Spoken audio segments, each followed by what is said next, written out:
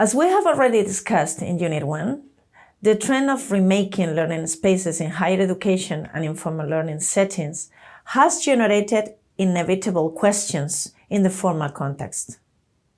What is the role of making in school? How can I put a makerspace in my school? How does it look?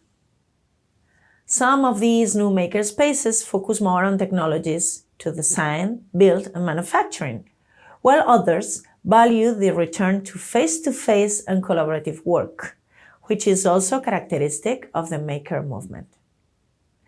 We can also see that there is a growing enthusiasm for the potential of new technologies and this form of face-to-face work, in which synergies are shared and generated between the knowledge of the various participants to transform the educational landscape in the coming years.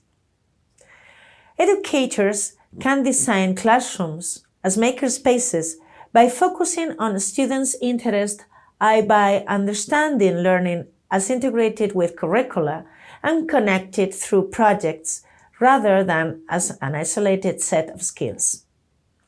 And while school-based makerspaces will likely include the newest technological gadgets, such as 3D printers and laser cutters, the focus in Design for Learning is not on tools, but on the process and the product, as Halverson and Sheridan said in 2014. In a makerspace, we should differentiate at least 4 areas that serve different purposes. It is not necessary for the designer to follow this order, but there is a logical sense in our proposal that goes according to the processes that usually happen in the maker culture. The first space is for reflection and analysis. It is an area where the exchange of ideas, the reading of inspired materials, or relaxed conversation takes place.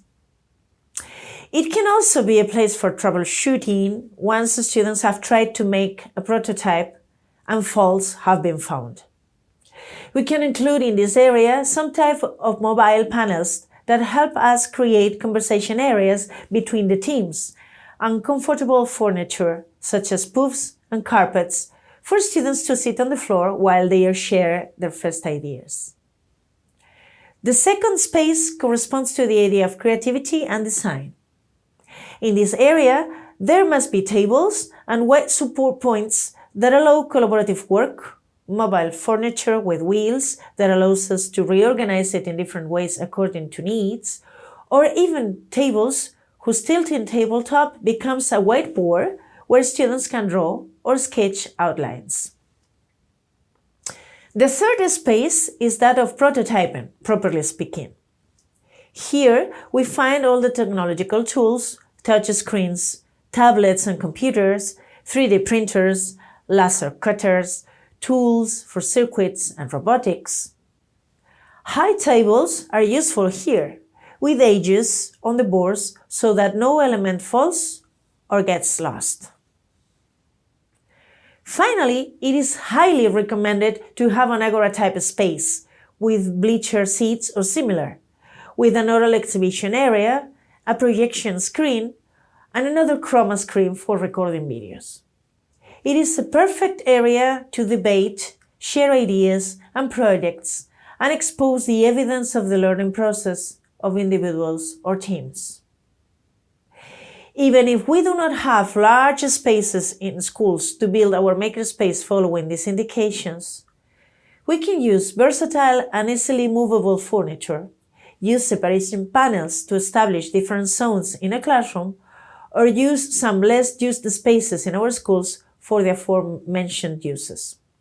For example, you can have an agora space in a school entrance hall for oral presentations when students must explain their prototypes, or have large boards that we can quickly install on school tables to protect them from damage when we do manual work that can stain or disorganize.